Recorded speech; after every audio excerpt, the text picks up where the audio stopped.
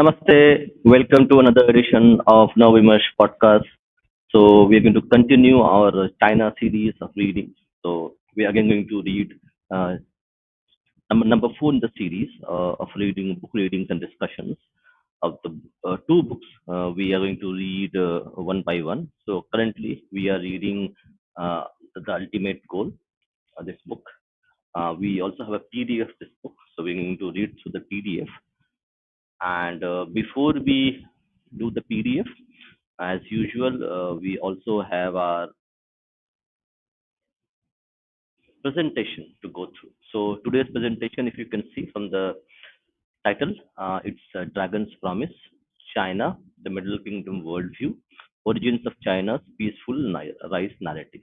So we are going to start where we left our previous session, where we finished our reading at the chapter or the paragraph where we are going to read peaceful rise narrative of Chinese Communist Party or Chinese government, whichever you can tell. So I'll give 2 minutes for people to join so that we can start the presentation. Let me load the screen for that.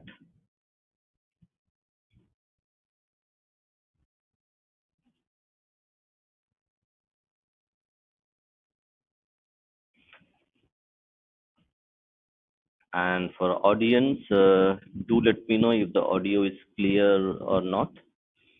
And also I'll adjust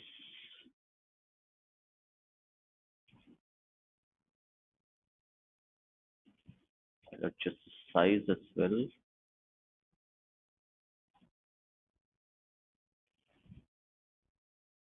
Interesting.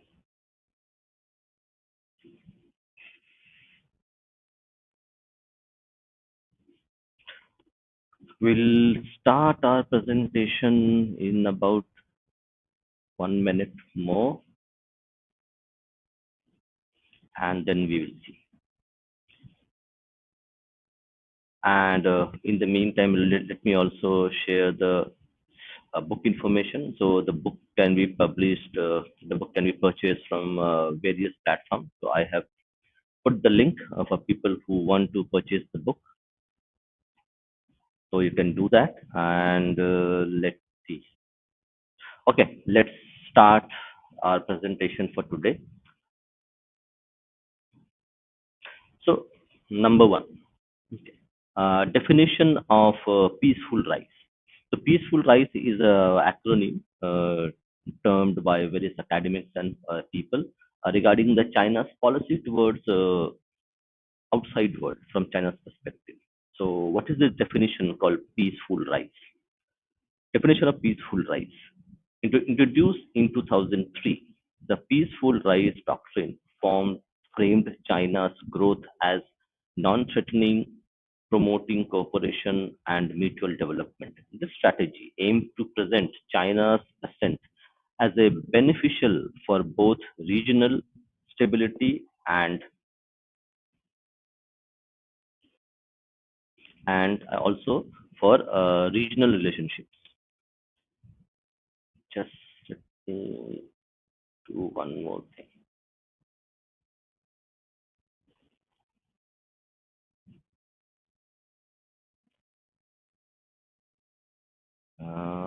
Yeah, this should be better.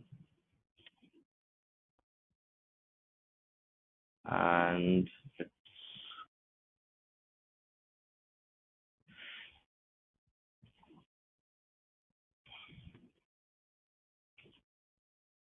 yeah, this should be better. China's ascent as beneficial for both regional stability and international relationships, countering aggressive perceptions. Evolution of peaceful development. To mitigate concerns over hostility, Peaceful Rise was rebranded as Peaceful Development in 2010. This shift was strategic in addressing apprehensions from Western powers and neighboring countries, reinforcing China's intention to emerge as a collaborative global leader. Importance of non-threatening growth. Non-threatening growth is crucial for China's international image, allowing it to foster stronger partnership and reassure its neighbors. By portraying itself as a peaceful rising power, China aims to avoid containment strategies while building a positive global reputation. So, if you remember our last stream on China series, where we had talked about another book by an academic and also an on-field officer. So you can check that out as well, where we read a portion of the book itself, the introduction itself, and where we had talked about how China plans to fight and win a war without fighting physically via narrative warfare. So, on that front, China aims to avoid containment strategies.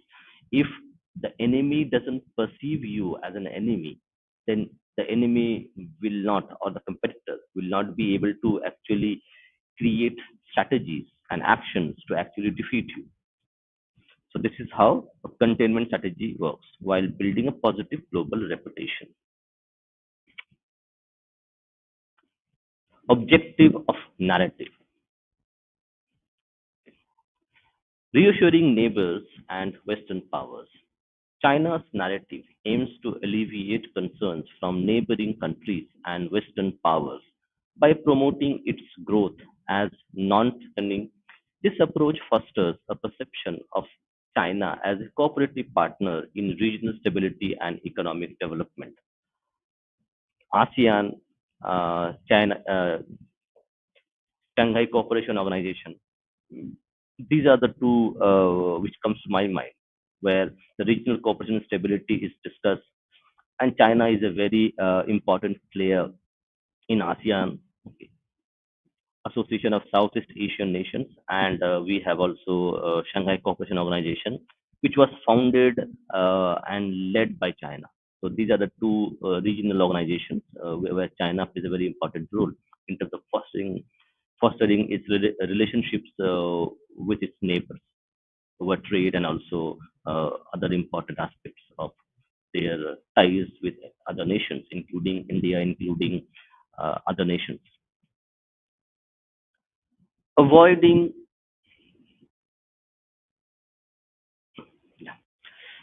Avoiding containment strategies. China's diplomatic efforts focus on dispelling fears of containment from the US and its allies by portraying itself as a contributor to global stability. China seeks to counter strategic moves aimed at limiting its influence, thus promoting a narrative of partnership instead of rivalry.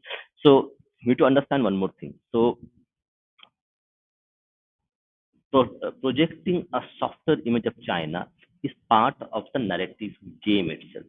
So we are not talking about China doing things what they say they are doing. They will say something specific and they will do something opposite of that. So it's a kind of a dual game which plays where the narrative plays a very important role, where you project a soft narrative of cooperation, of partnership with other global powers and regional leaderships, but doing something else in the garb of putting a softer image. Building global partnerships, shape, shaping a benign international image.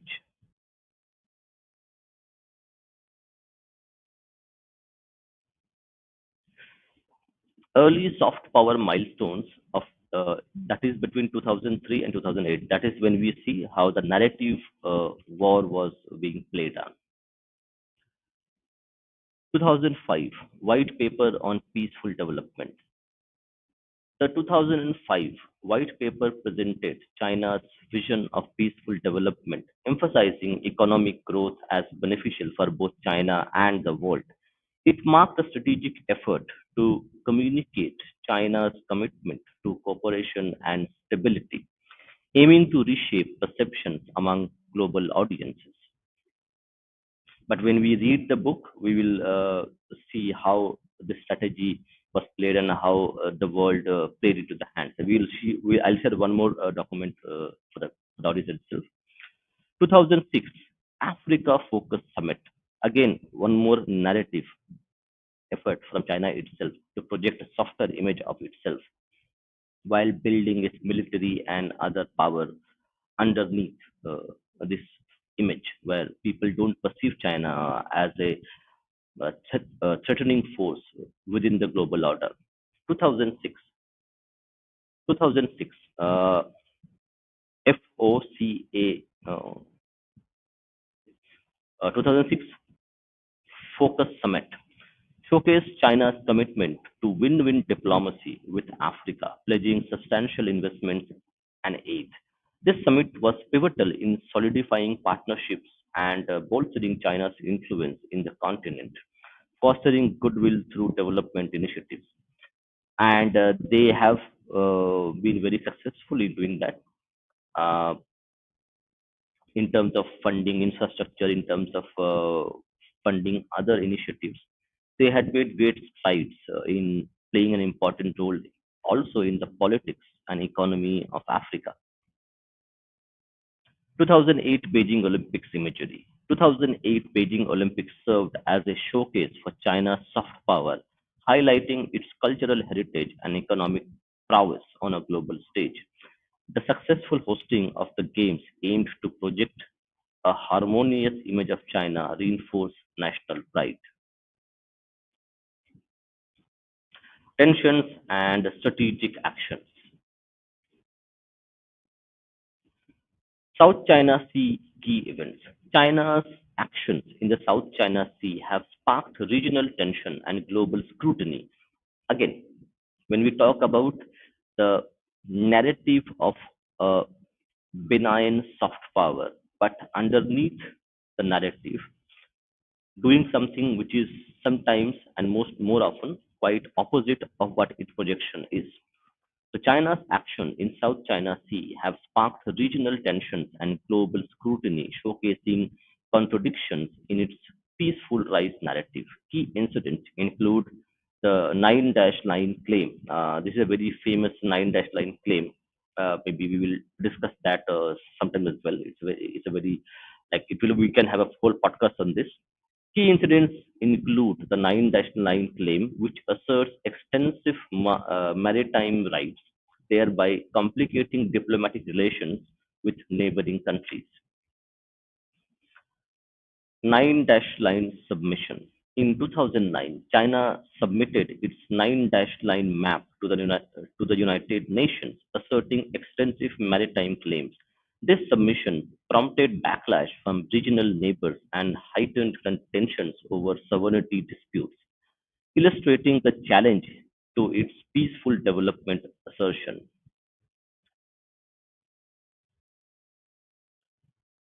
Scarborough Shoal standoff. In 2012, Scarborough, yes, the Scarborough Shoal standoff between China and the Philippines exemplified regional tensions. China's assertion of control over the shoal led to a prolonged diplomatic crisis, eroding trust among Southeast Asian nations, raising concerns about its regional intentions. Artificial islands and militarization. So from 2013 to 2016, China engaged in constructing artificial islands in the South China Sea, enhancing its military presence. This militarization sparked international criticism, contradicting its self-portrayal as self-portrayal as a peaceful rising power focused on regional cooperation. Hague Tribunal ruling rejection. In 2016, an international tribunal ruled against China's claim in the South China Sea, yet China rejected the decision, asserting its territorial sovereignty. This rejection reflects China's unwillingness to conform to international norms, raising questions about its commitment to peaceful coexistence. So, this narrative of benign soft power, where it seeks cooperation and partnership with other nations, but on the other hand, it refuses to accept international order that shows the dual phase of its policy. Belt and Road Initiative, aid versus leverage. This very important part. Let me, okay. Not school, shoal. It's shoal. Namaste, Abhay. Namaste. Hmm. Now let's continue this Belt and Road Initiative, aid versus leverage. Very important part. Launched in 2013, the Belt and Road Initiative (BRI) aims to enhance global trade networks. Although framed as means of aid and development, critics argue that it serves as a strategy for expanding China's geopolitical leverage through infrastructure investments. Hambantota Port example. The Hambantota Port project in Sri Lanka highlights concerns regarding debt diplomacy, initially framed as aid.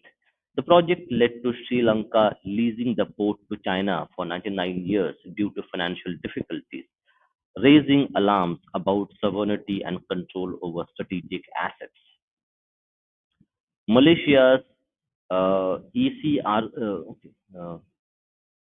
ECR renegotiation.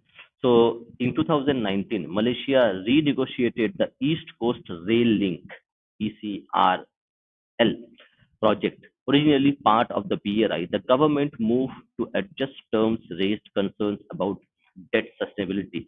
So this project actually, if I remember correctly, this project, the East Coast Rail Link, it may have also included Singapore as well, where they would build a rail line from Singapore to Malaysia. But that's interesting. The government's move to adjust terms raised concerns about debt sustainability, indicating a shift in perception towards China's investments and its implications. The debt which is given to the host country by the guest country while building this infrastructure. Military modernization and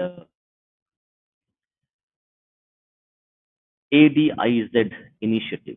China has significantly modernized its military capabilities, including development of three aircraft carriers, the establishment of an Air Defense Identification Zone (ADIZ) in the East China Sea in 2013 underscores its assertive approach to regional security, raising alarms among neighboring countries. Remember, in the previous slide, the International Court had actually dismissed the claim by China of the nine dash line claim, asserting sovereignty over whole of South China Sea. And although their claim was rejected, still China had created air defense identification zone as the zone where it holds sovereignty. So that goes against the principle of a soft rising China.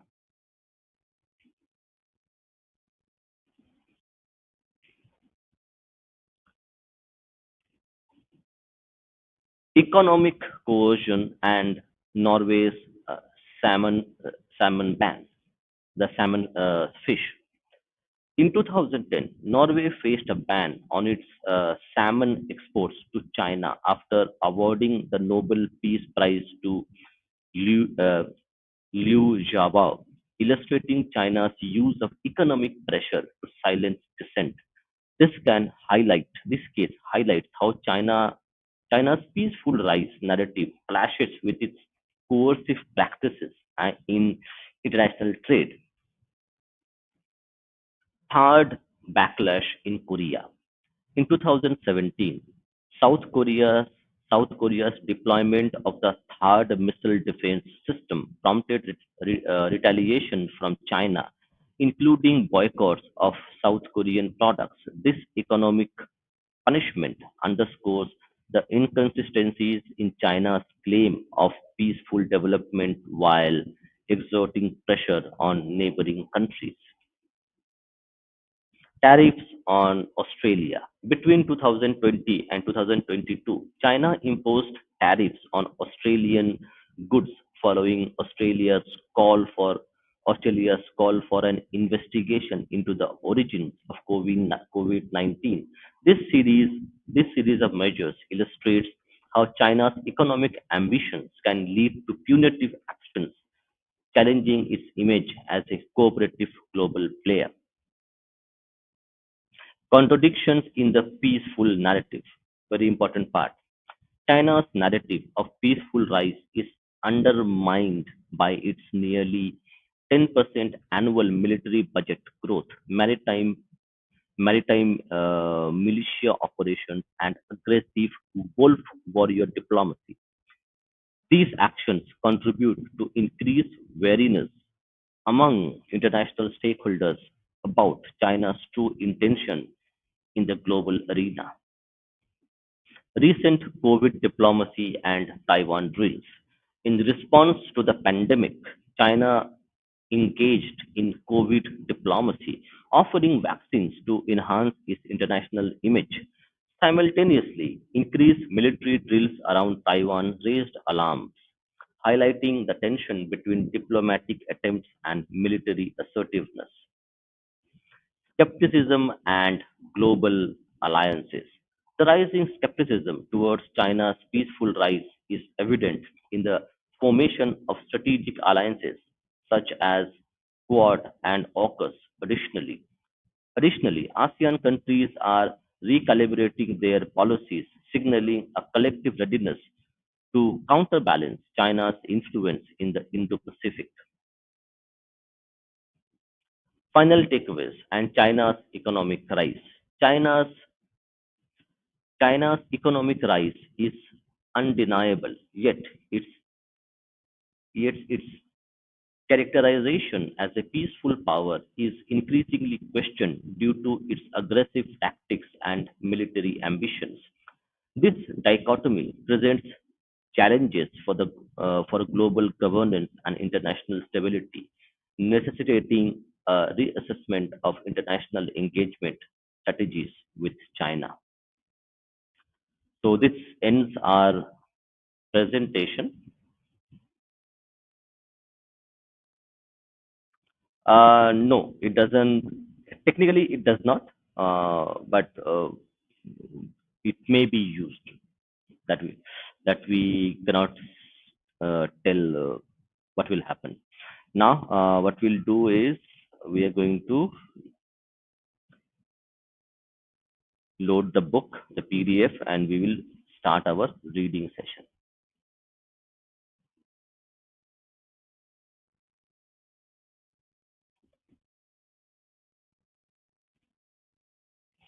So, do let me know if you can, yeah, read the text. It's good enough as of now.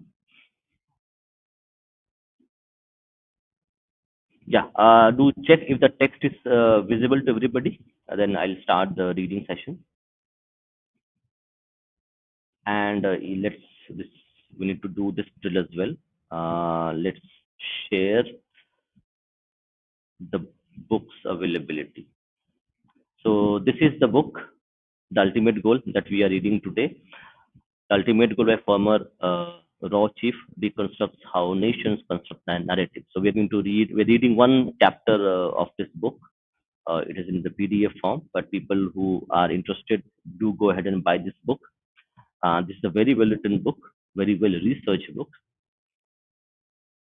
I think most people will be able to understand the aspect of narrative war, how it is played, and author has given a lot of references, a lot of incidents, narrated quite interesting incidents as well. So it's a good book, a really interesting book.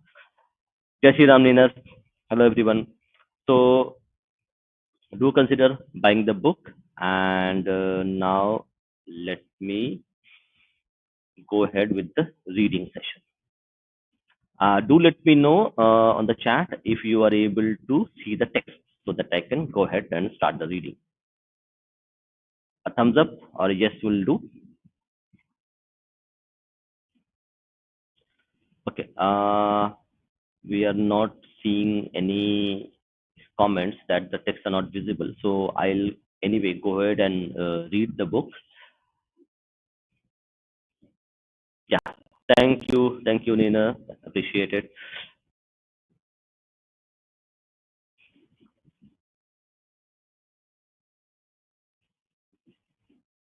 So it should be little bit better now. Yeah.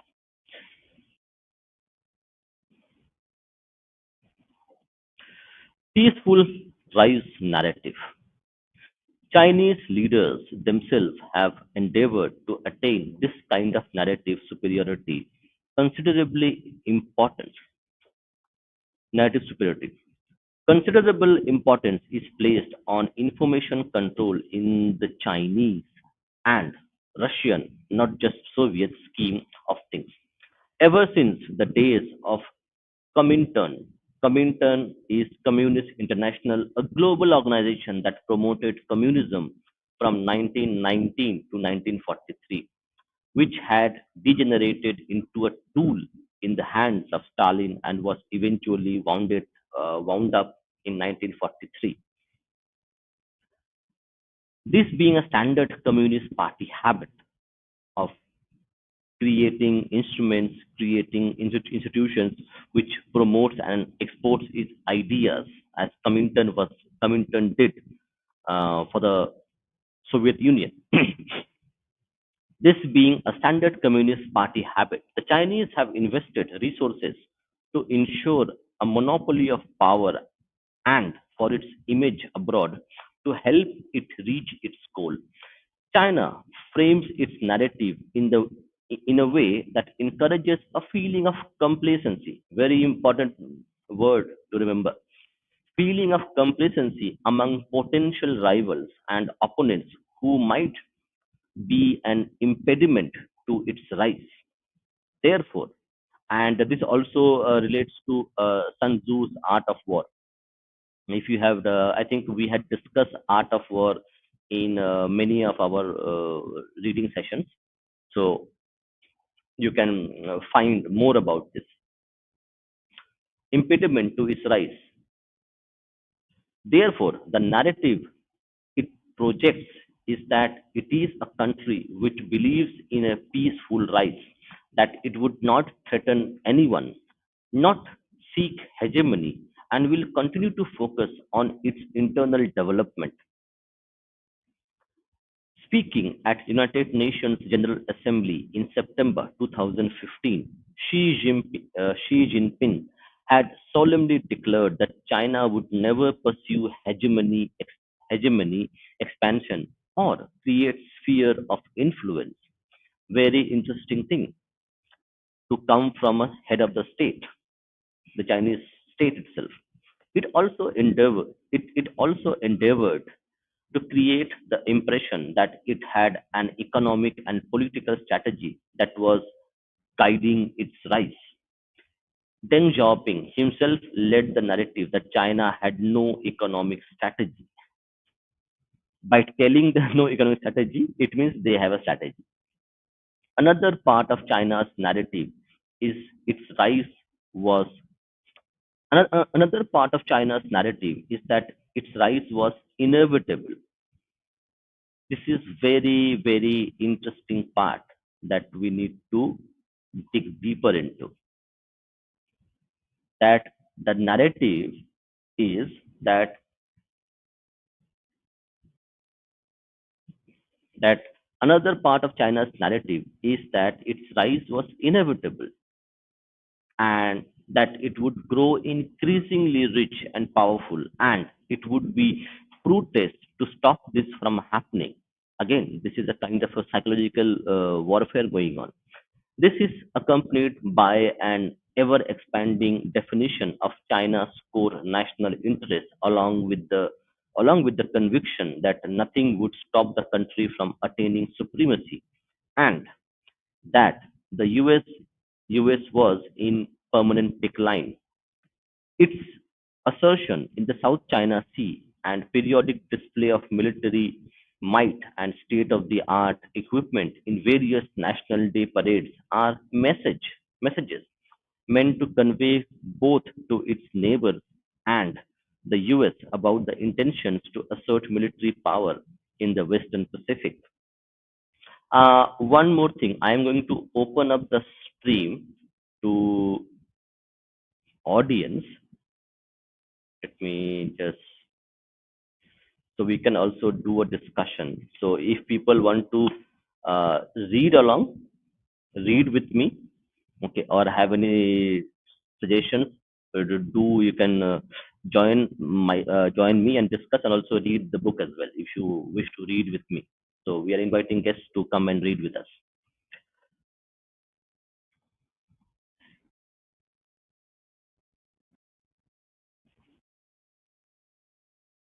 Okay, so where we were, yeah. Yes.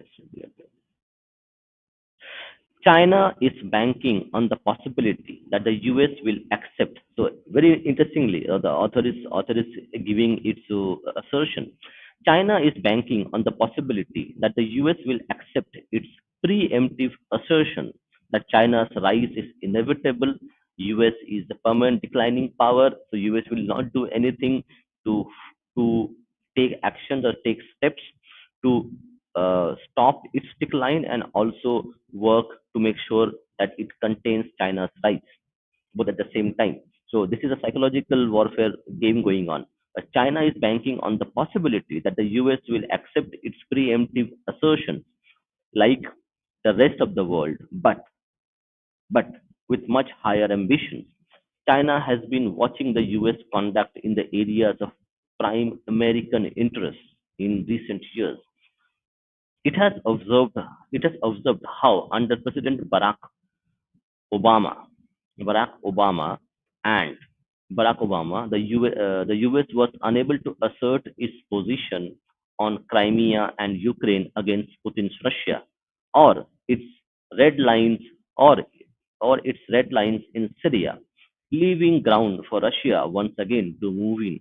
Now under President Trump, the US, so this is talking about 2020. Now, under President Trump, the US has come the US has come to an agreement with the Taliban in Afghanistan, a Pakistan-backed force that it had initially vowed to destroy. Interesting. The US has come to an agreement with the Taliban in Afghanistan, a Pakistan-backed force it had initially vowed to destroy. So these are the signals in terms of international diplomacy, international relations, which America had with many of its partners, of its allies, and how this conduct was meticulously observed by Chinese to discover a pattern of behavior. Its effort in the future would be to disrupt the international order that the US has endeavored to maintain all these years. A weakened American defense of global rules, norms, and freedom of navigation, very important part, freedom of navigation, would also confirm to its Asian allies that the US has become an unreliable protector. We had talked about this freedom of navigation rule initiatives after World War II in our previous live stream. So you can go ahead and go ahead and watch and listen to our previous stream where we discussed this thing extensively. Freedom of navigation would also confirm to its allies that the US has become an unreliable protector. This would make them more amenable to China's behavior and supremacy in the region. According to a 2017 Defense Department report to the US Congress, the aim of the Chinese leadership throughout has been to perpetuate party rule, maintain domestic stability, sustain economic growth and development. Very interesting. Listen to this. The aim of the Chinese leadership throughout has been to perpetuate party rule, one party rule, maintain domestic stability, no political opposition of any kind, sustain economic growth and development, de- defend national sovereignty and territorial integrity, secure China's status as a great power, and ultimately reacquire its regional preeminence to safeguard its interests abroad. These are not unusual goals and would be similar to, say, Russia's objectives. The other, the other similarity between Russia and China is that they have traditionally dependent on the intelligence agencies and bureaucracies to deliver. Both concentrate both concentrate on their own population as well. So it means the author is saying in layman's term that China and Russia have been generally an inward power. Initially, inward power means China is not really was bothered about putting its international image as a great military superpower. China was giving an impression that okay, we want development, we want the stability in our country, and we are working to enhance our own population's living standards, its economic prosperity, and other aspect of. So it was an inward looking policy initially, and the same with Russia. Russia doesn't go and so China would not go and fight a war like US would be fighting wars in Europe, in Middle East, in Afghanistan, in Syria. So you can see that happening. US is a global superpower which has which primarily has focused because it had its internal stability in terms of economics, in terms of political. It had a mature political system, a mature an economy. So it was an outward looking power. China and Russia, in that sense, are inward looking powers who focus mainly on internal issues and development first rather than spending a lot of money, resources, and political capital on outside its borders. So both concentrate. So here is mentioned that they have traditionally dependent on the intelligence agencies and bureaucracies to deliver. Both concentrate on their own population as well. The Americans seem to think that there would be no war between Chinese allies and American allies. The Chinese would use the principle of information war by combining network resources of the state and its allies against those they seek to undermine, especially the latest economic and political institutions, especially the latter's economic and political institutions, which they do quite successfully. Besides, China has allies in Russia, Syria, and Iran, not to mention Pakistan, who could help them out.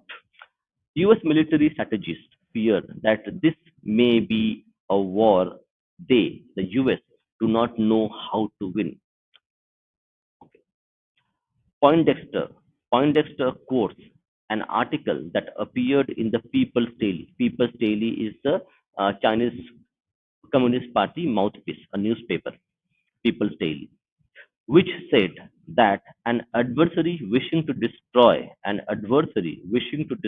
the US only had to mess up the computer systems of its banks using high-tech means. This would disrupt and destroy the US economy.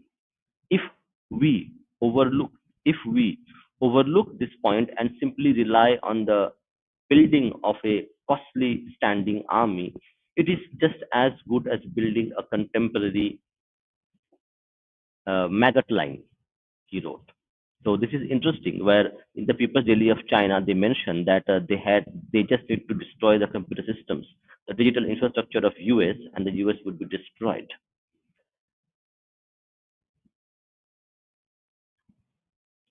Sure, no issues.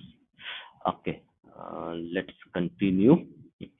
The Chinese also rely on the Chinese also rely on their intelligence agencies for psychological warfare to affect perception and intentions In one of their many encounters with the US, the Chinese had lowered the value of the yuan after warning the Americans against putting more restrictions on trade, thus driving home the point that they had the ability to disrupt American economy.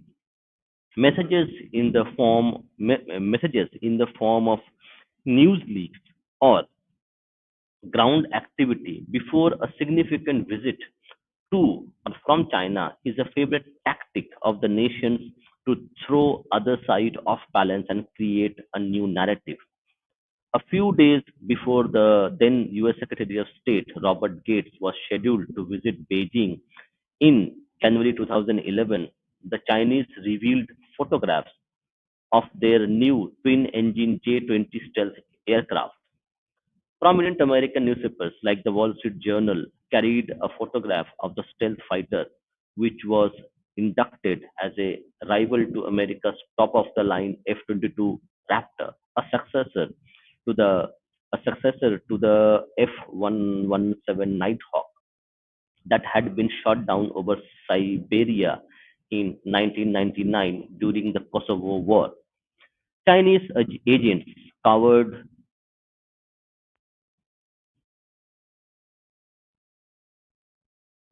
Uh, just let me know. Are we rereading this chapter? Because I remember we had gone through this. Let's anyway go through again. Not a problem.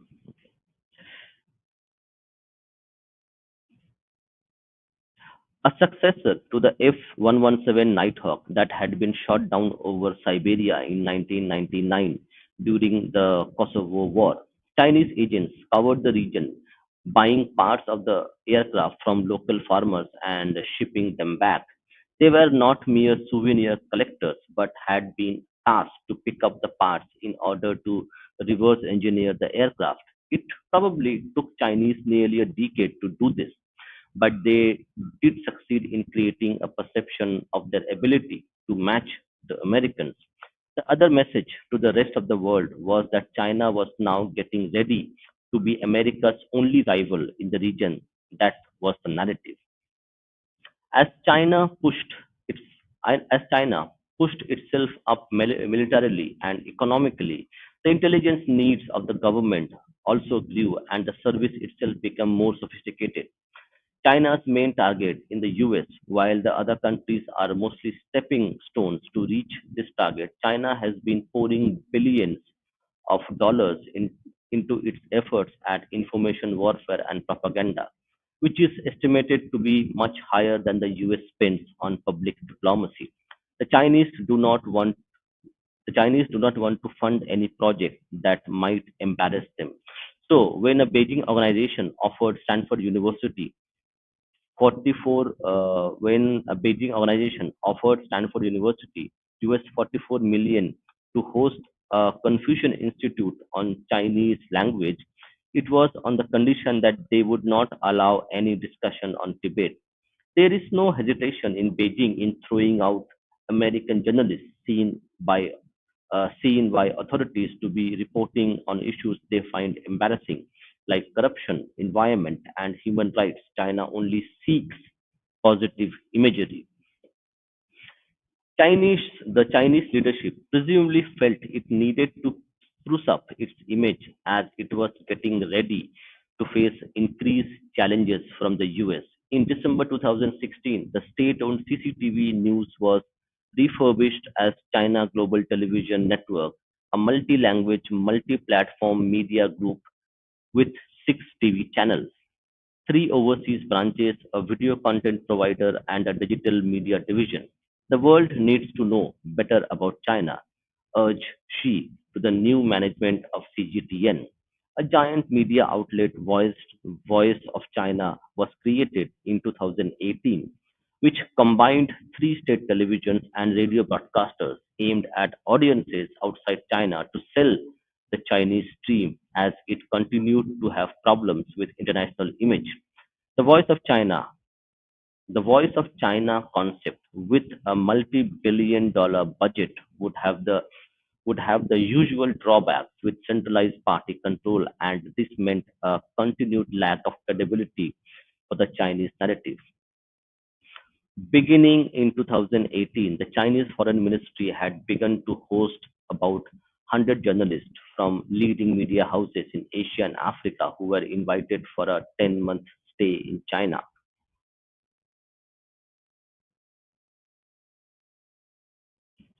I think we had gone through this in our previous stream, if I remember correctly.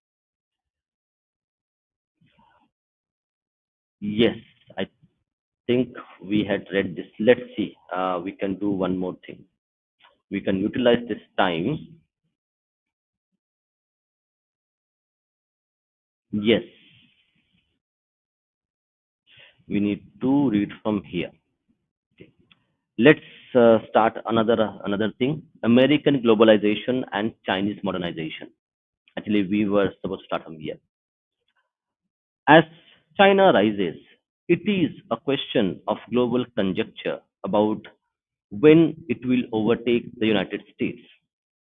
China still has considerable ground to cover in this regard. Even if it becomes the world's largest economy, the US would remain the most technological, advanced, and innovative society. Silicon Valley is the brand name. There is no other country as of now that spends more on research and development. This is very important part, and we have seen in the recent years the commerce minister, the trade minister of India had said in various capacity that the research and development of companies in India and also by the government itself is lacking in really bad, where China has actually outpaced. China is now spending more money on research and development than even United States, and that was a reverse. In 1960s and 70s, US was spending a lot of cash, billions of dollars into uh, research and development, R&D, to develop new technologies, manufacturing, on innovation, and which led to the growth that we have seen in the US economy, and which also benefited the other countries as well.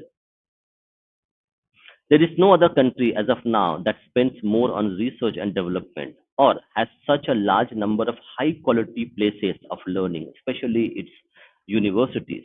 The English language became the world's lingua franca in the second half of the 20th century because of America's global reach and not because of British Empire. No country can match Hollywood's influence. Also that American TV programs that the world watches everything from sitcoms to news. China has no brand equivalent to Google, Microsoft, Coca-Cola, Walmart, Disney, that the household names around the world. But China has actually catched up. So it's TikTok is a global brand name, and in recent years we have seen China develop mobile phone brands, which were doing quite well. So it is not that China has not developed. Yeah, compared to US, it's a legacy power. So, but Chinese have done well in terms of creating its own brands. Yes, with the current scenario where Donald Trump is in power and we have seen a lot of trade war going on, it might be a different scenario, but they have. So the author is writing this book, correct? Not in 24. But yes, but the US has an edge on this.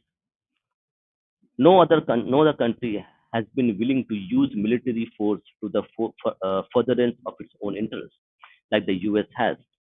These adventures may not be successful all the time, but the fact remains that America is usually ready, even eager to intervene militarily. The entire economic system has been fashioned by Americans for the interest, for their interest primarily, and it's not going to be easy to shake it without causing a rupture in the global economy.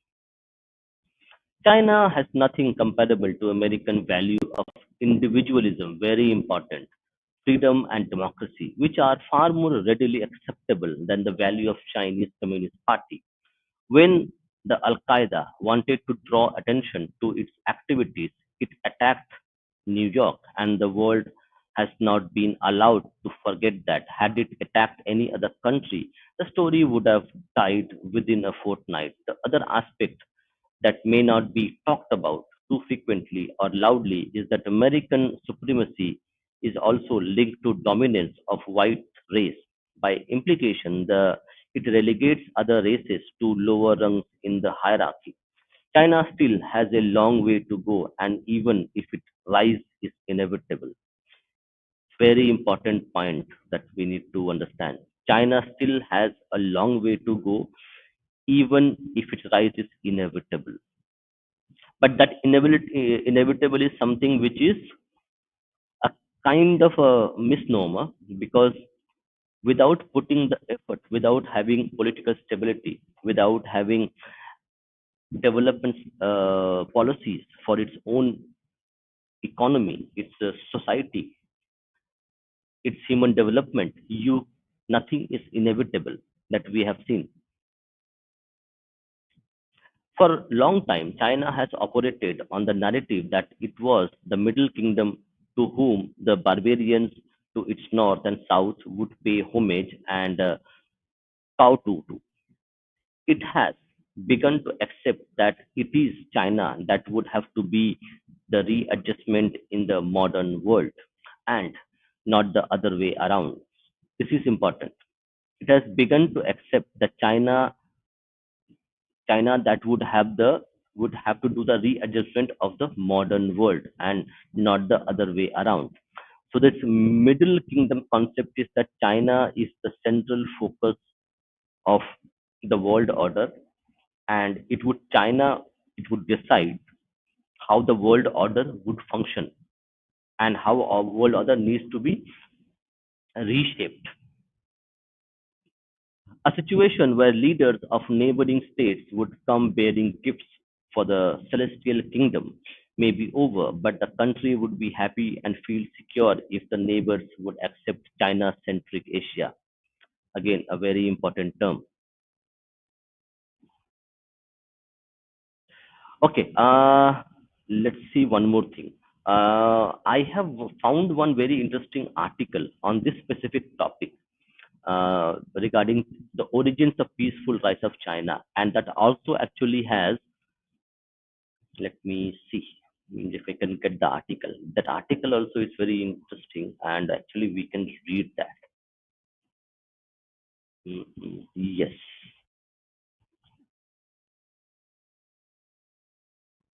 because this article is much more actually relevant in current scenario, where it actually talks about because this data would be a little bit not fully updated. So let me go and read this specific article. Let's try to. We will also read this as well. We will read one more chapter of this. But let's, for the current topic that we are seeing, how China this peaceful narrative has been debunked, and how the US is countering China's narrative, where this article was written. So let me see. Yes, let me just check. Mm,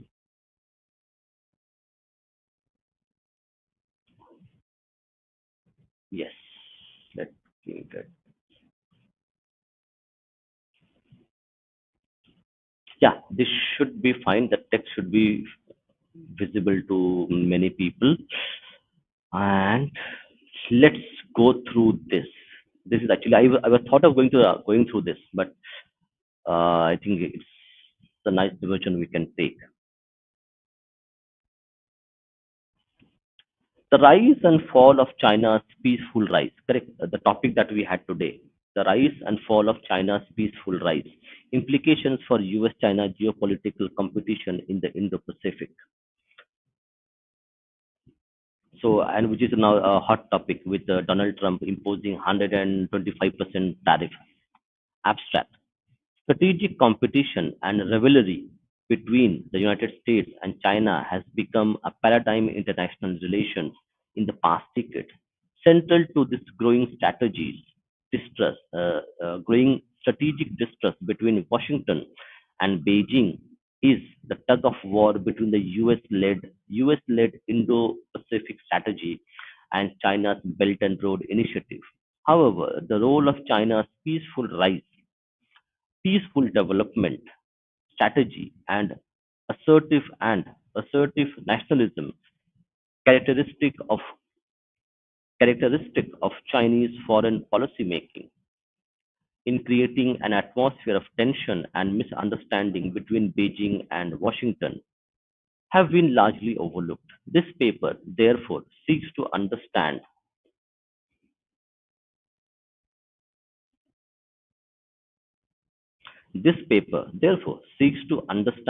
the relationship between the rise and fall of China's peaceful development concept, the emerging prominence of assertive nationalism in China's foreign policy making, and deteriorating US-China relations with deepening strategic mistrust between the two major powers through a comparative historical analysis of China's BRI and the US-led Indo-Pacific strategy. Rather than demonstrating China's commitment to its peaceful development to the world, this paper argues that Beijing's offensive to defend China's national interest in a confrontational manner is an indication that an increasingly confident Chinese leadership no longer feels the need for reassuring the world that China's rise is peaceful and non-threatening in nature. This could embolden Beijing to defy, if not explicitly challenge, the rules-based international order upheld defended by Washington, thereby spelling the end of China's peaceful development strategy. So this is written by Raymond Kwan Su Lao.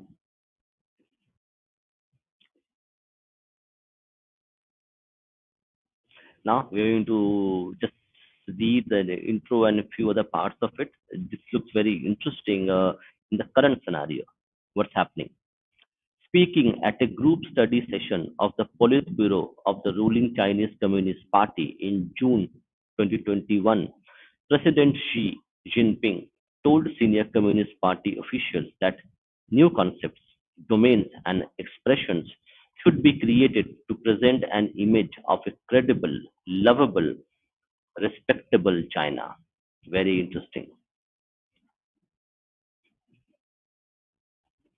BBC News 2021. In the eyes of President Xi, it is necessary to make friends, unite and win over the majority, and constantly expand the circle of friends as as regards international public opinion. Dyer 2021. This, according to some observers, Dyer 2021 appears to be a rare acknowledgement of China's current international isolation and stands in stark contrast to the Chinese president's advocacy of the Indo-Pacific century during his attendance at the Economic Asia Pacific Economic Cooperation Summit in Peru in November 2016. Global Times to 2016. A year later, at the APEC Leaders Summit in Vietnam in November 2017, the then US President Donald Trump, during his marathon tour in Asia, announced a new initiative, the, the Indo Pacific Dream, as the centerpiece of its administration's strategy towards the region. US mission, US mission to ASEAN 2017. This vision of a free and open Indo-Pacific, according to President Trump, is a place where sovereign and independent nations with diverse cultures, many different dreams, can all prosper side by side and thrive in freedom and in peace. US mission to ASEAN 2017, with both the American and Chinese leaders outlining their visions outlining their visions for the region. It is worth noting that behind the demonstration of their divergent worldview is a more serious message. The continuous effort made by the United States to counterbalance China's advocacy of the Belt and Road Initiative (BRI) through through the advancement of its free and open Indo-Pacific strategy. U.S. Department of State 2019. From Beijing's perspective has exacerbated the mutual suspicions or what is known as strategic distrust between two major powers. Then, in the light of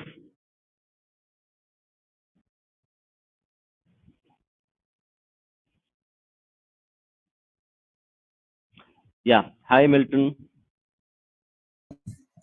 Namaste, Dada. Namaste. How are you doing? Okay, I guess. Yeah, if you're doing better than okay. Yeah. So tell me what you have to say. I think this paper is much more interesting because it gives latest development and bit more data into how the peaceful rise narrative is being played down in recent times. Actually, I had this paper. I forgot actually read the paper in the initial stages. But yeah, go ahead. Tell. Yeah, no, I did not join for like 5 minutes, so I am not aware of this paper. But I had some like questions regarding the previous chapter, like the Yeah, go ahead. Go ahead. Ask. yeah. Go ahead. No problem. Ask. Okay, so like in the paper that is Hmm. mentioned that is there an issue? Go ahead. Go ahead. Go ahead. Go ahead. Go ahead. Go ahead. We can hear you. Like Chinese influence of like China is betting on America's downfall, right? So in that Yeah, sense, the permanent decline of China and China's rise as inevitable. So these are two thought processes, two perspectives. The China's rise is inevitable, and US is a permanent declining power. So go ahead. So these are two things you are correct mentioning for the people to understand. yeah. Like if China is betting on America's decline, then in Hmm. the recent election of USA, I Hmm. don't see any attacks on like Trump using China as a rhetoric to attack Democrats, like Democrats are Chinese puppets, not like that. But the Democrats use Russia as a link to Republican Party. So, which like summarizes that like Russia is more involved in like the politics of USA, by which it like uh, does things that is favorable to them, but China, like it seems that it does not influence that much as Russia. So is it a correct statement to make? Okay, you need to rephrase it again. Rephrase it because. Yeah, okay, so like in the election of 2024, we Hmm. see accusations of Democrats that they are weak, they are like pathetic, or they are not able to rule, they are extremism, Hmm. all of that. But Hmm. there hasn't been any time that is being mentioned that Democrats are puppets of Chinese Communist Party or CCP. But in case of Republicans, we see that they are being mentioned as Russian assets or Russian puppets. But Yeah. the one that is Okay. actually true, Okay. Hold on. Hold on. So understand when Donald Trump won the election, okay, for the first term. After winning elections, when Donald Trump defeated Clinton and became the president for the first time, after winning the elections, the Democratic Party ran a consistent a kind of narrative that the election win of Donald Trump to become president was aided by Russia. So this narrative was created after Donald Trump became the president for the first time, and for the whole of tenure of his first presidency, when Donald Trump was the president, this narrative was pushed very hard that Donald Trump is a friend of Putin and Russia had meddled in US elections. And that narrative went on for 4 years. And then after then, we see Donald Trump lose the presidency to Joe Biden. So just to get that part. Okay, go ahead. Yeah, but even to build that false narrative, Uh, needs to be some memory of Russia in the psyche of the American people. But the Chinese imagery in the psyche hmm, of American people are not that of Russia. So what I am trying to exactly. say is that, yeah. Hmm, So what I am trying to say is that China is like betting on the decline of USA, but its narrative is strong, or let's say subtle, that he it does not get the blame for it. The blame usually gets to Democrats or to Russia, but not to China. exactly. Exactly. Yeah, absolutely right. So if you if you had tuned into our previous live stream, where we discuss a book by another author, which mentions that China's strategy of fighting a war and win a war without fighting the war physically by using narrative. So this subtle message of using politics, economy, economic coercion, and any other methods to actually get into the minds of the its competitor or its enemy, and try to twist the perspective of China, what the enemy has, so that it will not consider China as an enemy state. So when we are reading the first part of the chapters, where we see that China's Xi Jinping, okay, in the United Nations had mentioned in his speech that China is a non-threatening power, a rising power, but a non-threatening power. So that is a narrative that is pushed from the top down, that China is not going to be like US, where US was uh, fighting wars in many regions, and China is going to seek development for its own people and seek partnership and allies in the region to grow grow and rise as an economic power, but it also will be a kind of friendly power to other its allies in the Asian region and over the globe. But in another way, if China Hmm. is the second enemy, then it is Uh, also successful in its narrative. In yes, the years, yes, it is. It is then. Go ahead. yeah, in the years of Biden, uh, like Hmm. due to the war of Ukraine and Russia, Russia Hmm. was the first threat that the United States government mentioned. So like Russia is the immediate threat. That means Russia is the number one enemy, which made China the second threat. Uh, so in another way, which basically made USA shift focus from China to Russia. So in a way, China was successful then, but in the case of only Donald Trump, that I'm seeing that Donald Trump is actively, even after all of these things happening in the world, is actively trying to make China the number one enemy in the psyche of Americans. So like Yes, he's the yes. biggest So roadblock in their narrative. exactly, you are absolutely correct in that way, and that is where, see, we need to understand that any strategy or initiative will not be successful every time.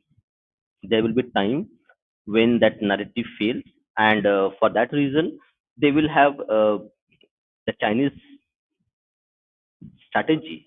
of being a benign power, okay, a friendly power, a friendly, what we can call a friendly superpower. Okay. That narrative is one aspect of it, but the other aspect is of growing Chinese nationalism, growing Chinese military expansion, and also uh, via its BRI, Belt and Road Initiative, creating political influence, economic influence, and also controlling the perspective of the allies and competitors, something that they will control the narrative. So in that way, but whether they have succeeded totally, no, you cannot. And any initiative will not be totally successful. It will have its pitfalls, and we have seen uh, recently America has re-established its military ties, especially the naval ties with Philippines. We see India giving missiles, ballistic missiles to Vietnam. India establishing military cooperation and ties with Philippines, where there is a deal going on to equip Philippines with missiles, BrahMos. No, we Hmm. actually did the deal with Philippines. So Philippines have BrahMos missiles. The ongoing talks are between Vietnam and India. Yeah. So going on. So China has its own strategy, which had worked for many years because there were powers. So again, correct, this political coercion and political co-opting politicians. Yeah, Nina, Philippines had military bases, but I, if I remember correctly, the there is a military base. Just there is a province in Philippines, which I can actually been there. I forgot the name of it. So there was a US there are military bases, naval bases in Philippines when the previous president of Philippines, Duarte, he was in power. Duarte had actually agreed and asked the US military presence to evacuate its bases. And China stepped in, and China became the primary partner in Philippines. And US took a backseat militarily as well as in cooperation. Now, at that time, China had a lot of military. Uh, there are some islands disputed between Philippines and China, and China was asserting over sovereignty over these islands. So then there was a lot of confrontation happened, and when the presidency changed in Philippines, US re-established those military bases and military presence, especially naval presence. Yes.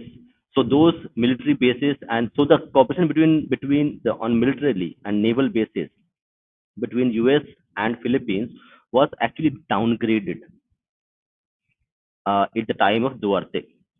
Then after that, there was a lot of confrontation happened in the seas between the Philippines Navy and the Chinese Navy, and Chinese Navy is much stronger. So considering that happening, what had happened was that the military and naval cooperation was re-established, and its ties are now stronger. So now currently, the Philippines and US has much broader engagement in terms of military engagement, this naval engagement with Philippines than we had seen a decade ago. So this thing will go on. This thing will go on. That is how international diplomacy and strategy works. Yes, uh, Milton. Yeah, I also had another question regarding Mm. the like China investing its major share in research and development. Mm, Now mm, we mm, see that China is investing heavily on uh, tech in their nations, but I don't know if my assessment is true, but they are investing in social arts and in like sociology type of things in outside countries, while they are heavily investing in deep tech in their countries. Is it a right statement or What assessment? do you mean by social thing? Could you just deep Like tech? I can in understand. yeah in Stanford they have made investment to open Confucius studies, Mandarin studies. Like Rajiv Malhotra speaks a lot about this, that China has invested in academia, especially in the social sciences part, that all the universities have Mandarin studies, Confucius studies and all, and by which they assert their diaspora, and which they try to take over the department or the dean. I, I just wanted to say that is my assessment true, that China is actively investing in social arts in other countries while it's increasing its deep tech investment in their country? Like they are not investing in social sciences in their countries, like Mm-hmm. Indian nation, but they are Mm-hmm. investing social sciences in other countries. And so is Okism also like a effect of China? Like did China have anything to do with it? Not sure about wokeism because correct these are done covertly, so you will never know the extent how much the policy is implemented and how it is done. But in general, the Confucius Institute, which is a kind of a China's outreach to project China's soft power through uh, teaching Chinese culture and Mandarin language specifically as a kind of a extension of China's strategy of actually projecting itself as a friendly superpower, as a cultural superpower rather than as a military superpower. If you see, two things are very important. One thing is China in the correct we had read in the paper itself, just reading now that China is investing about 10% of GDP on its military, where the military spending is going down. Okay. So China internally is spending a lot of money to build its military strength. On the other hand, it is investing, opening Confucius institutes across the globe, where it actually is projecting China as a friendly superpower who only wants to teach the world about Chinese culture, Confucius philosophy, and teach Mandarin to its people. So yes, it is done that, but not sure about how much effective that has been, because if you see overall, if you see the surveys of which have been done, especially in US, not in Europe, but especially in US, where the acceptance of China as a natural ally, a friendly superpower, or like a soft power of China is limited, and that is limited because China doesn't speak English, and China is not an open democracy. So that creates a limitations. It can create its primary weapon is trade and economics, and also one more part is one more part where actually China also invests in through its intelligence agencies of creating political influence by investing in low-rung political leaders who has a potential to actually become senators and congressmen. So they have been very successful in co-opting promising leaders, young leaders within the democratic countries, using the democratic method to actually create a kind of influence, creating a perception that China is a friendly nation. So they have been successful in that front more, where we have seen China-friendly policies for last decade, except the term of Donald Trump, we have seen the U.S.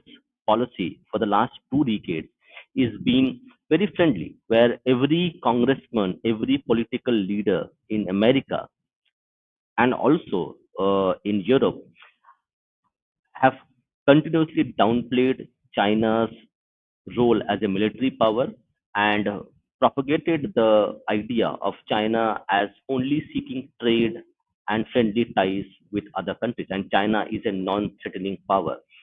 Barack Obama had mentioned that China is a non-threatening power, so creating a kind of national narrative, which is again is an investment done by Chinese government through its lobbying, through its other political tools used, using money and business and other things. So we have seen correct the deals uh, done by the son of President Joe Biden, where his son had a $1 billion deal with a Chinese company. So you can see that they have been much more doing the things under the radar, okay, via political manipulation and to much less extent projecting a soft power. Yes, Yeah, Milton, you want to? I want to share another detail. It's not Mm, related, but like the country that I live in, I've heard that mm-hmm, the mm, projects that Chinese have built and mm, the projects that Chinese run mm, in their offices, and like if Chinese build a power plant, and mm, they would be run by the Chinese officials, and the offices of that room the Chinese would have keys. So the keys mm-hmm, would be only with the Chinese, and even the government of that nation won't have the keys to that power plant. And when they mm-hmm. go, they lock it up, and the keys are with them. So it's like a way to signal or know that without them the project don't run. It's not like Indians, where Indians like build a project and then go away, or the like invest in local uh, people, and then local people take over. But the Chinese don't do like that. So that's another like thing that I want to mention. Yeah, so that we have seen, correct? We just actually read about the 99-year lease given by Sri Lanka for the is Hambantota port. So that is the one example where the port was handed over for 99 years to the Chinese to be operated, as they could not pay the bill, repay the loan itself. So yes, it's a kind of a coercive diplomacy, coercive tactics to actually gain political and economic power, and also extend its strategic reach over far corners of the globe beyond the Chinese borders.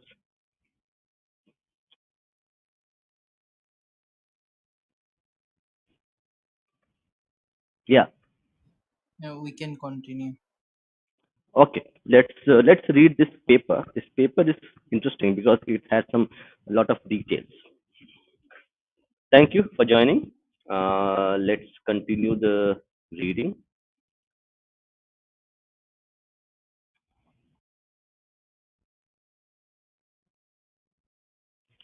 Then, in the light of this uh, climate of continuing US-China strategic distrust, has the fundamental change in China's foreign policy endorsed by President Xi Jinping contributed to the tension and cumulative distrust between the United States and China?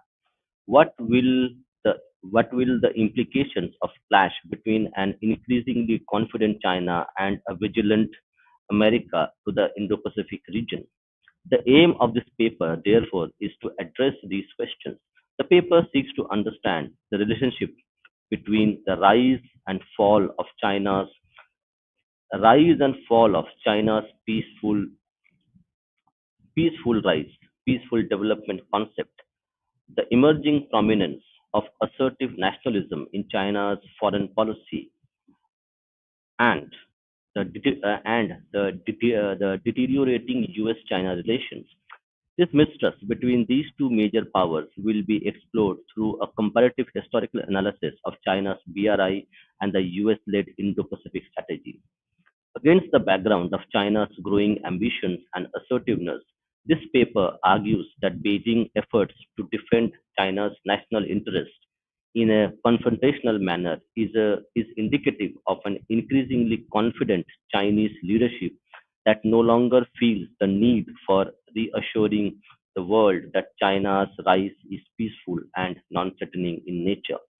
In this sense, the resurgence of an increasingly confident China under President Xi and his efforts to make China an assertive player, particularly via the launch of BRI, was never meant to demonstrate Beijing's commitment to peaceful rise, peaceful development to the world.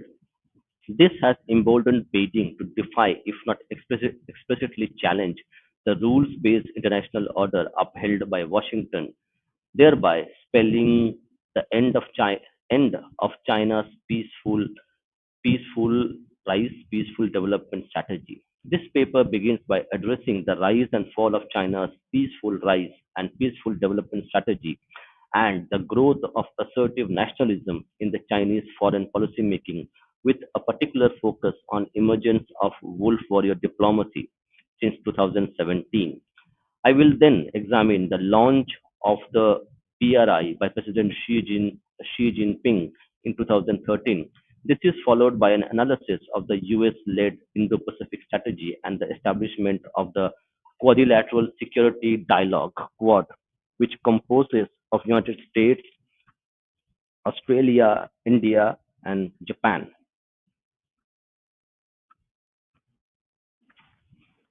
which states United States, Australia, India, and Japan. The next Dada, section, yes, go ahead.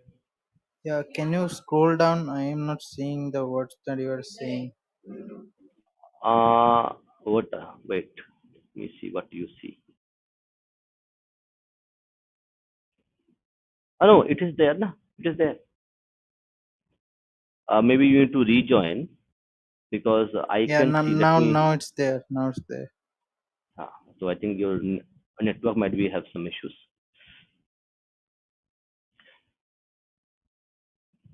Yes, okay. Which composes of United States, Australia, India, and Japan. The next section elaborates on the nature of intensifying US-China strategic competition and their growing mutual strategic distrust. The paper concludes with a discussion on the implications of the clash between increasingly confident China and a vigilant America for the Indo-Pacific region. A cautious China, the rise of China's peaceful rise and strategy under Hu Jintao.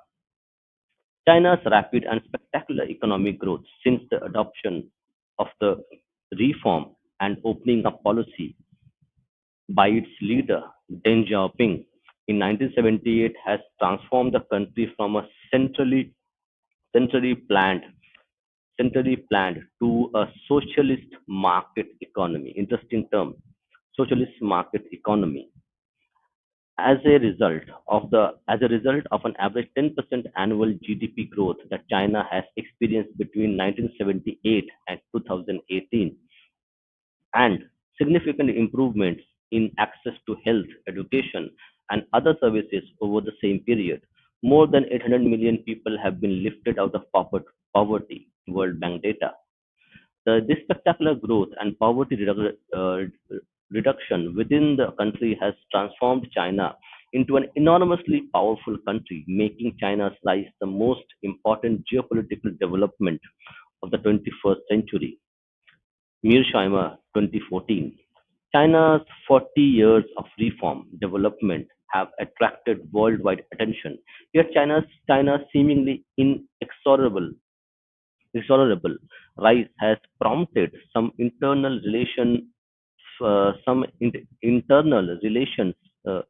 it should be international maybe, internal relations scholars such as John Mearsheimer, the leading proponent of offensive realism. That's interesting. To argue that an intense security competition with considerable potential for war between US and China is inevitable. John Mearsheimer was also a scholar who had uh, criticized violently the Ukrainian war, which is being taking place, where it gave that the war between Russia and Ukraine is a kind of after effect of US policy and NATO policy towards Russia, rather than so it was a kind of a fallout of misdirected policy of US and NATO towards Russia, because the United States will go to enormous lengths to prevent China from achieving regional hegemony. Mearsheimer, 2014. As such, the rise of China, as Professor Mearsheimer aptly pointed out, is unlikely to be tranquil because most of China's neighboring countries, including India and Japan, will join the US to contain Chinese power. And this is very interesting time where we see where Donald Trump has come back to power, and we see a kind of a reshaping of world order is taking place in front of our eyes. It is against this backdrop that Zheng Bijian, 2003, a former vice chair of the Central Party School, spearheaded a movement to introduce a new concept, peaceful rise, peaceful rise. Heping JQ. This is Chinese, so I'm not able to pronounce it, but let's see. Heping JQ during 2002 2007. In his article written in Foreign Affairs, Zheng 2005 suggested that the Chinese leadership, through its concentration of economic development since adoption of reform and opening up policies in 1978, has laid out the development path to a peaceful rise, a new strategic path that enables China's emergence through peaceful means without plundering other countries' resources through invasion, colonization, expansion, or even large scale wars of aggression. Beijing's pursuit of the goal of a peaceful rising China, according to Zheng, would also enable the country to improve its relations with the rest of the world because China does not seek hegemony or prominence in world affairs. That was the narrative which was being built. In important respects, in important respects, Zheng's advocacy of China's peaceful rise was aimed to counterbalance the influence of the China-Tibet theory and China collapse theory employed by United States. Understand? So this narrative of peaceful rise, peaceful development is in reaction to already narratives propagated and built by US itself. And this theory was called China threat theory and the China collapse theory employed by the United States. Shambo to 2013. China, according to Zheng, could transcend the old development strategies of rising powers as its rise will not take the road of Germany in the First World War or Germany and Japan in the Second World War, using violence to pillage resources and seek world hegemony. Okuda, 2016. Zheng argues that the world therefore can rest assured that China would not challenge the status quo powers through war or other means. Instead, China's peaceful rise would enable the country's integration with the world. In addition to Zheng's peaceful rise, another important concept put forward put forward by the Chinese government under the then President Hu Jintao is the harmonious world. Guo and Blanchard, 2008, in his speech, built towards a harmonious world of lasting peace. Interesting. In his speech, built towards a harmonious world of lasting peace and common prosperity, delivered at the UN's 60th anniversary summit in 2005, President Hu highlighted that multilateralism and an effective collective security mechanism within the UN, as well as mutually beneficial cooperation and a more representative UN Security Council, could help establish a harmonious world. Given the peaceful nature of the Chinese nation, China's development, instead of hurting or threatening anyone, can only serve peace, stability, and common prosperity in the world. Who? 2005. Instead of hurting or threatening anyone, can only serve, okay, instead of hurting or threatening anyone, can only serve peace, stability, can only serve peace, stability, and common prosperity in the world, issued by the State Council of People's Republic of China in September 2011. The official white paper entitled China's Peaceful Development placed the emphasis on the peaceful and non-threatening nature of Chinese foreign policy. And we have seen also wolf warrior policy. The central goal of China's diplomacy is to create a peaceful and stable international environment for its development. China could become strong in the future, yet peace will remain critical for its development, and China has no reason to deviate from the path of peaceful development. China Internet Information Center 2005. But we have seen China invest 10% of its GDP into its war machine, into its military budget.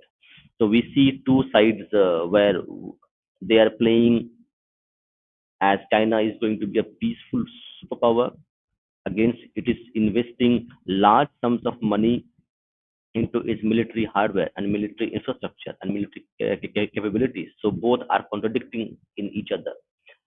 A confident China, Yes. fall of, yeah. Go ahead, Milton. Yeah, when China, like from 1978 to 2008, they grew at 10%. Mm. But was China's military rise from 1978, or were they aggressive during a certain time, like from the 2000s to now, or they were aggressive from the start? Because like to understand or see that a country is building up its military aggressively, it takes time. Even if a country decides to aggressively like invest in its military infrastructure, it takes about like 6 to 10 years to gauge that it is actually serious.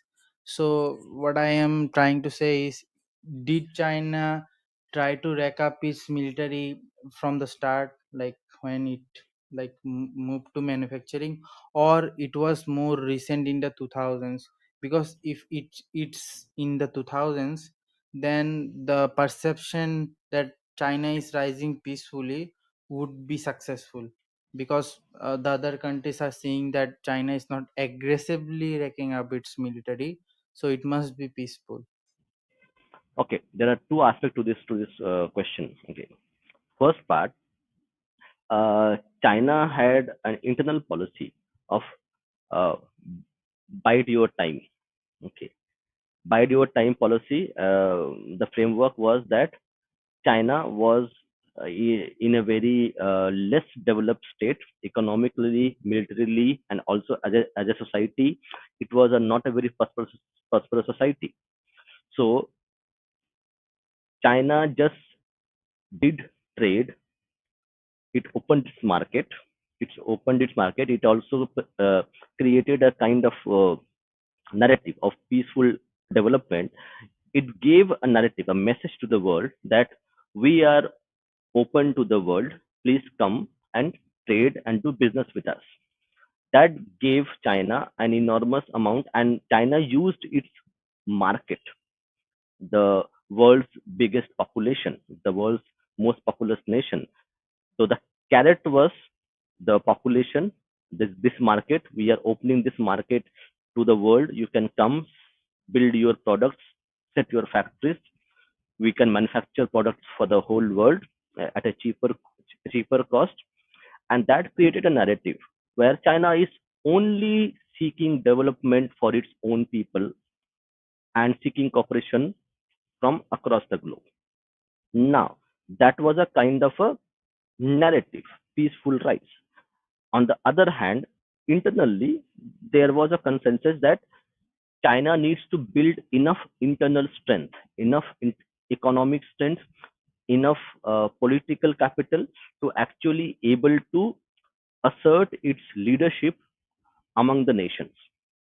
So this bide your time theory, philosophy was there, and China had an advantage. The advantage being that because China is not an open society, we don't have access to Chinese newspapers, media, its society. You cannot go and do things.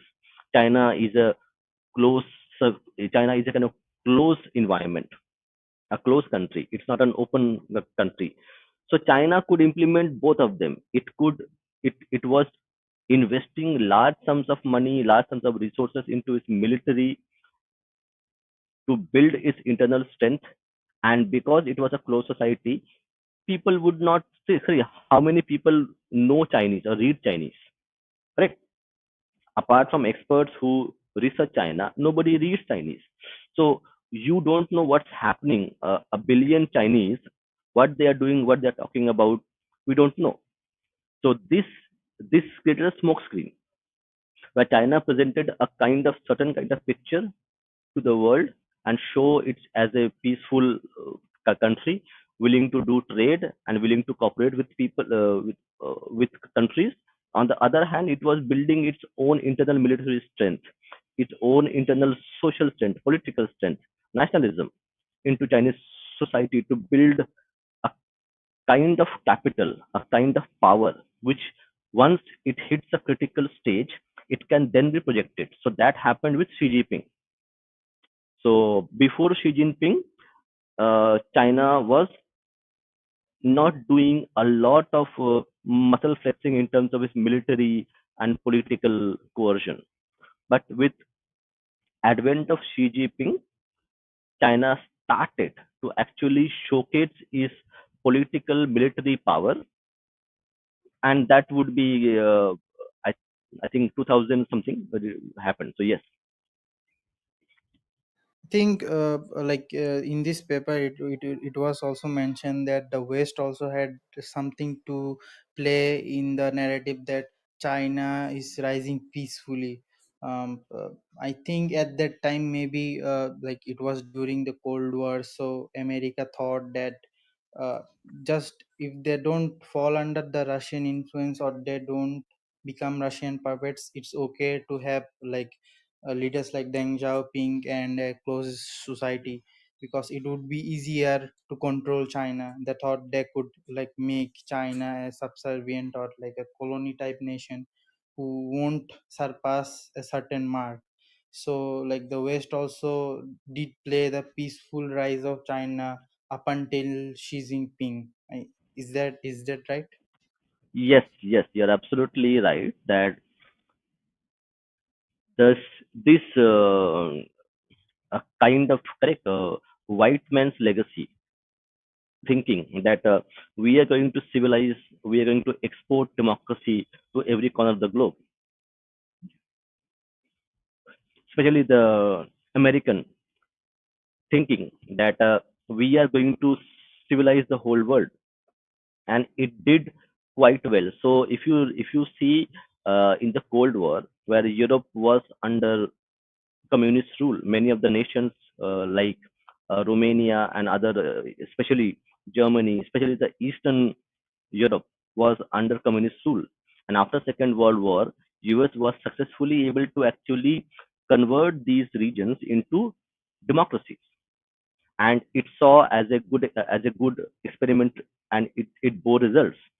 So US thought that okay, they could implement the same policy in China, where the communist government would slowly give way to democratic practices, the democratic principles, and with increasing prosperity among its people, China would open up eventually and embrace many of the democratic principles which US stood for. So on that presumption, US worked with China, gave China the access to the world markets, and that that's how it happened. So you are right. But China being a closed society, was it accepted by the West that China will remain a closed society? Because No, no, Yeah, Mhm. even if Go ahead. they were manufacturing, like when Hmm. the internet boom came, China, I think they did not adopt the American way. They did not allow the Americans from the start to build or to showcase their products for internal consumptions. Yes, but correct that. See, you cannot. So this policy change, this gradual change in a country or in a society will not be overnight. It's going to be a long, gradual process. So they thought that eventually China will reach a stage where the people and this government will have to accept, because there would be correct exchange of ideas. When China opened up its market and China also reached places where Chinese people would go and do business outside, they will see how a democratic country looks like, how freedom of expression, freedom, property rights looks like. So it was a kind of assumption that eventually, because of mutual communication happening, people traveling, people traveling from outside world to China, Chinese people traveling to around the globe, they will see, and then the ideas of exchange take place, and the so- society would itself transform into more democratic over a time. So that was the assumption, but that assumption was broken when Xi Jinping came into power, and he started consolidating power to create a kind of, to actually reverse the policies of Hu Jintao. Deng Xiaoping and Hu Jintao, the policies of opening up liberal policies were actually reversed by Xi Jinping. So that assumption was incorrect. That was proven by Xi Jinping, especially.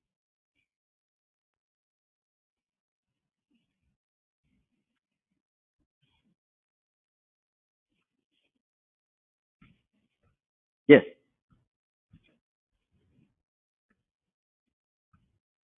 Milton, you want to say something, or we will continue reading for another 10-15 minutes and then we'll wrap and continue the session next as well. Okay. So let's read for another 10-15 minutes and then we will continue this reading session in our next session as well.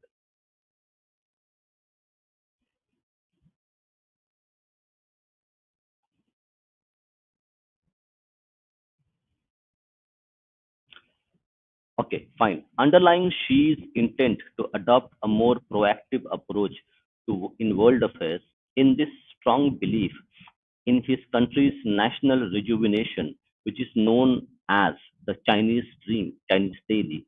The essence of the Chinese Dream, in President Xi's own words, is a rich and powerful country, revitalizing the nation and enhancing the well being of the people, and that it constitutes the inner meaning of upholding and developing socialism with Chinese characteristics.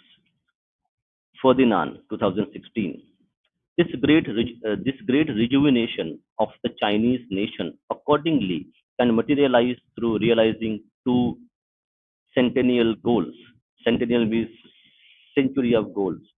That is, to establish a moderate well-off society by 2021 and a rich and strong country by 2049. Xinhua, 2017. This notion of Chinese dream, however, can only be implemented through a path of socialism with Chinese characteristics, and perhaps most importantly, the leadership of Chinese Communist Party in materializing the national revival of the Chinese nation, because only the CCP can rejuvenate China. Sorensen. Along with his notion of Chinese dream, the other cornerstone of Xi's thinking in his advocacy for in his advocacy for confidences. Four confidences, China's Internet Information Center, put forth most systematically by the president in his inaugural speech at the closing meeting of the 13th National People's Congress in March 2018, she stated that China and its people should have confidence in the path, theory, system, and culture of socialism with Chinese characteristics. These were later officially referred to as Four Matters of Confidence and are added to the party's constitution in 2017. This is how it looks like. Confidence in the path is confidence in the direction of socialism with Chinese characteristics and confidence in its future. Confidence in the theory is confidence in the scientific, true, and authentic nature of the theory of socialism with Chinese characteristics.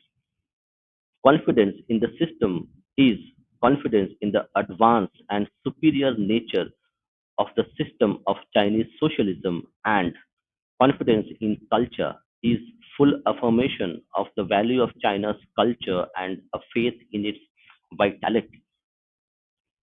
Perhaps the most fundamentally, yeah, So, like Chinese, what does it mean by Chinese characteristics? If it can be elaborated. yeah. So this is a kind of a like a trait of. So if you see communism, okay, or socialism has actually failed across the globe. We have seen the destruction of USSR, where USSR disintegrated.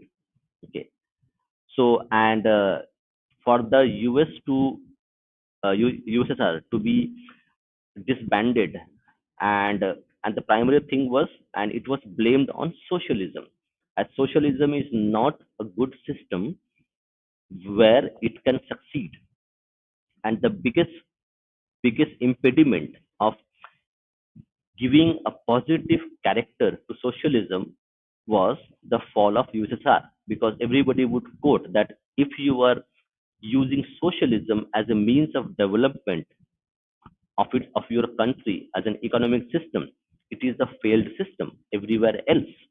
We can see Cuba, we can see Venezuela, we can see USSR now.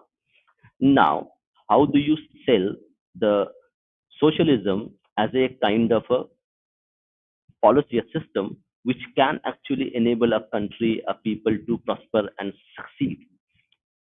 So it was rebranded as socialism with Chinese characteristics, where the Chinese culture, the Chinese civilization,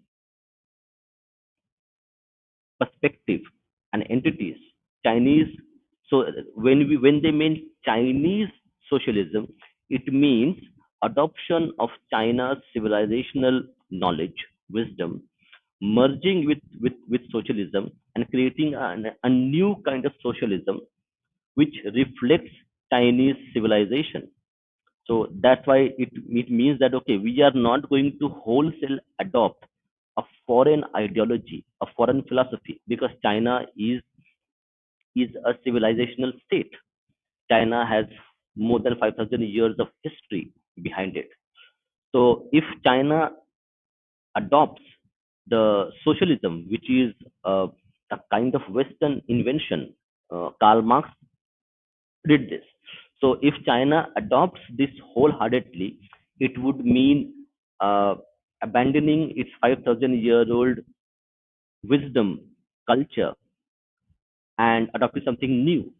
So the way the Chinese government did was it adopted socialism, but it created a new narrative where socialism will be implemented as per requirement of the Chinese civilization. So it became a kind of a hybrid thing. Yes, Yeah, so by that, that means that like Marx or any communist are against the current culture or the ongoing culture. So what by Chinese characteristics means that they are not going to abandon the Chinese history or its wisdom, but they are going to implement socialism. So is it exactly, correct? exactly. And you can see the and you can also see this in two specific policies. One is the uh, creating Confucius institutes across the globe. What it does, Confucius Institute is promoting Chinese culture, promoting Chinese language, Mandarin, correct? So normally socialism or communism would actually uh, fight to destroy the native culture which is there and which has happened across the globe. So the native culture, the local customs are something which is to be looked down upon in terms of communist parlance. But when we say Chinese characteristics, it actually feels proud. The Chinese Communist Party feels proud of its 5,000-year-old civilization. So it is putting a lot of resources, money, time, and effort in promoting Chinese culture. And that is done through Confucius Institutes. That is done through funding people to learn Mandarin. When you learn Mandarin, you also learn Chinese culture, Chinese philosophy, Chinese literature. Correct. Right.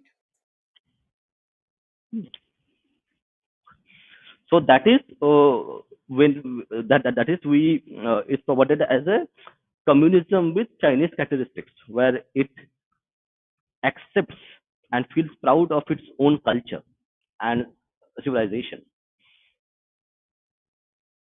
Perhaps the most fundamentally, Beijing's growing self-confidence has emboldened China to act more assertively in its foreign policy making. Johnston, 2013.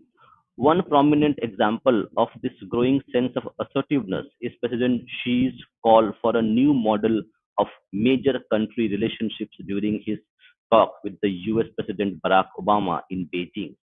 In November 2014, the Chinese president outlined no conflict, no confrontation, mutual respect, and win-win cooperation as the three principal elements of the construction of the new model of major country relationships between the two major countries, Ministry of Foreign Affairs of the People's Republic of China, 2014, being driven by China's self-perceived shrinking power gap with the United States.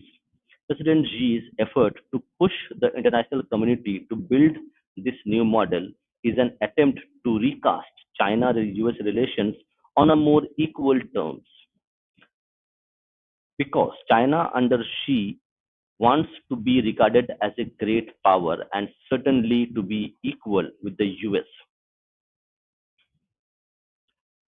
A confident China, assertive nationalism, assertive nationalism characteristic of wolf warrior diplomacy. This is very interesting part that we're going to go through, and we will to complete this reading and then take a break. The warning influence of peaceful development strategy has therefore become noticeable since Beijing has increasingly signaled its resolve in China's rising power aspirations. The country's foreign policy has been reoriented into a more assertive direction known as wolf warrior diplomacy. Zhao, Zhu 2020, named after two domestic blockbuster movies, Wolf Warrior 2015 and Wolf Warrior 2 2017. Zhang. This new approach is a fundamental transformation of Chinese diplomacy from conservative, passive, low key to assertive, proactive, and high profile. This increasingly muscular foreign policy behavior is characterized by Beijing's increasing willingness to defend China's self proclaimed core national interest.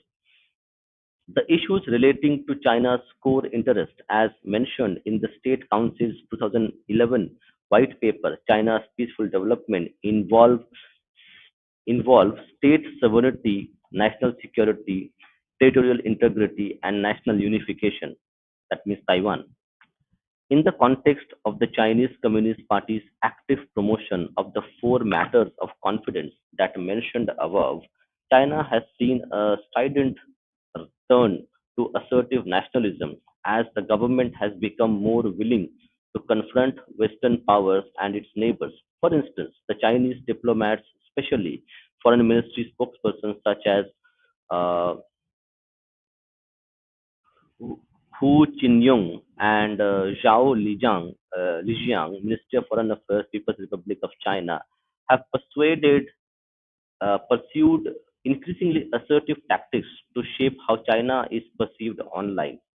Through hitting back at criticism by Western powers over China's handling of the COVID-19 outbreak via Twitter, along with the use of abrasive language, Beijing has also increased effort to its effort to artificial island building and infrastructure construction after making expansive sovereignty claim in the South China Sea in recent years. The construction of ports, military installations, airstrips in the Paracel and Spratly Islands, as well as deployment of fighter jets, cruise missiles, and a radar system in Woody Island, one of China's largest possessions in the South China Sea, are two cases in point. From Beijing's perspective, this assertive and often abrasive stance adopted by its diplomats does not only constitute a justified defense to protect China's core interests against the offensive and aggressive Western diplomacy, but also represents a fundamental change of China's international status. In this sense, while Deng Xiaoping keeping a low profile policy of the early 90s was well suited for the early phase of China's economic modernization, the elevated status of China as a leading economic power means China should take charge as a great responsible power because continuing low profile type policies will bring more harm than benefit to China. Shamba 2013. Yet, perhaps the most crucial implication of this growing acceptance of wolf warrior diplomacy among China's foreign policy officials and scholars is that the it represents the irreversible process of Beijing growing self-confidence on the world stage. The launch of the BRI in this context is the most obvious manifestation of China's self-confidence in its system. A confident China, the launch of BRI under Xi Jinping, along with his advocacy of the Chinese dream as discussed earlier, the BRI is arguably the most eye-catching initiative and visionary idea put forward by President Xi Jinping on the world stage. It was in September and October 2013 during his visit to Kazakhstan and Indonesia, respectively, that the new Chinese leader proposed the building of the new Silk Road economic belt and the 21st century maritime Silk Road. Ministry of Foreign Affairs of People's Republic of China, 2013. Initially termed as One Belt, One Road, OBOR, this vision of Silk Road economic belt was aimed at connecting China and Europe through countries across Central Eurasia.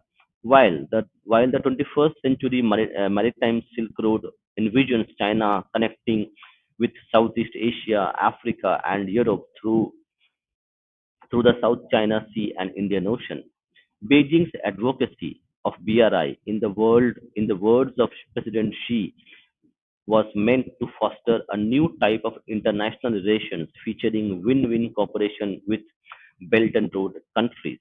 This foreign policy vision, according to the Chinese president, has nothing to do with outdated geopolitical maneuvering, since China has no intention to interfere in other countries' internal affairs, export our own social system and model of development, or impose our own will on others. Ministry of Foreign Affairs, People's Republic of China, 2017 B. Instead, Instead, what China hopes to achieve is, as suggested by the country's leadership, a new model of win-win cooperation as the country is ready to share practices of development with other countries. Interestingly, Ministry of Foreign Affairs, People's Republic of China, 2017b. Yet, it is important to note that this changing development strategy of China, with its focus on connectivity and infrastructure construction across Eurasia and Oceania, is logically connected with President Xi's notion of the Chinese Stream and his emphasis on the great rejuvenation of Chinese nation, as mentioned above. It's in important respects, the BRI is an unparalleled geographical and financial scale project, with BRI encompassing 4.4 billion people, at least 65 countries, most of them developing economies, and a combined economic output of 21 trillion to 29% of the global GDP. Beijing is keen to promote development across three continents, Asia, Europe, and Africa, through the establishment of an infrastructure network including highways, telecommunications, energy pipelines, and ports. As a result, this foreign policy vision can reasonably be understood as long-standing and deeply held belief by President Xi that a rejuvenated Chinese nation, as Xi himself put it, is able to offer Chinese wisdom and Chinese approach as a new option for other countries and nations who want to speed up their development. China Daily 2017, Foot and King 2021. In this sense, Beijing's subtle promotion of its own brand of state capitalism is entirely unanticipated because, as suggested by Ian Taylor, 2011, it has long been one of China's major foreign policy goals by portraying itself as an advocate for the developing world and emphasizing the rhetoric of South cooperation, the global South. It means re- rhetoric of South cooperation. China has arguably sought to offer itself as an alternative model to Western dominance. Kerry Brown, 2018. One of the most influential Western thinkers about Chinese politics has described Chinese leaders' mentality on the BRI. This is Kerry Brown talking about it. Quote: China has usually been figured in ways in usually been figured in ways which place it as a student and outside world, Europe, America, and developed world in particular, as its teachers. Interesting. Again, read it. China has usually been figured in ways which place it as a student and outside world, Europe, America, and the developed world in particular as its teachers. Now, this situation has changed. No other country has lifted so many from poverty and built so much hard infrastructure in such a short period of time. It is now, therefore, the era of China, the teacher, not the student. The Belt and Road Initiative is one way that is that this is unfolding. The rise of China as the biggest player in the history of the world, argued Graham Allison in his 2017 book Destined for War. Can America and China escape uh, Thucydides' trap? Has heralded a new balance of power known as geoeconomics, the use of economic instruments from the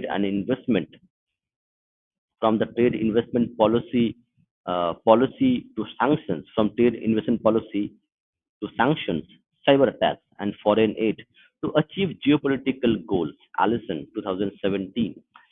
The conduction of Chinese foreign policy through economics, however, has raised the eyebrows and concerns in the United States. An increasingly vigilant America, the gradual emergence of the Indo-Pacific strategy under Donald Trump. Okay, we will read this in our next stream. This is already now. Okay, so now we will read this one in our next stream. Yeah, Milton, you want to say something? if there is time for questions, then I would like to ask. Yeah, yeah. Go ahead. You can ask question. No problem. Yeah. So, in the last few paragraph, it is mentioned about like China asserting itself. Does like from the news that I've heard in the recent years, it seems that China, by asserting China, means to expand this territory in contrast to the USA, which believes in exporting its culture or its way of system or democracy. That's a very interesting question. So, in modern context,